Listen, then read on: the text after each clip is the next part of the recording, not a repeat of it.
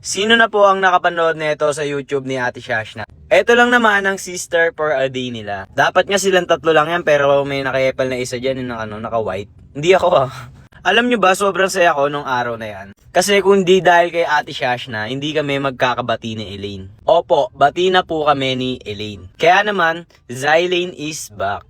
Kaya naman sobrang nagti-thank you ako kay Ate Shashna. Kasi kung di dahil sa kanya, hindi magiging okay ang Zylane. Kaso nga lang, sobrang paepal si Honey Judes nung araw na yan. Kasi alam niyo yung bulaklak na binili ko, tapos sisirain niya lang, na dapat na ibibigay ko kay Elaine. Ang nakakahiya pa dun, sa harap mismo ni Ate Shashna, pinapakita niya yung ugali niya, di ba?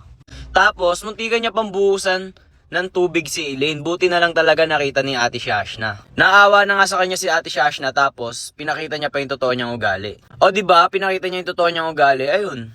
Mahilig kasi siya magpaawa eh. Pero buti na lang talaga, bati na kami ni Elaine. Kaya naman mukhang papayagan na naman ako ni Elaine na manligaw sa kanya. Kaya naman hindi ko nasasayangin yung chance na yun. Kaya naman sa mga hindi pa nakakapanood nito, panoorin nyo na to sa YT ni Ate Shashna.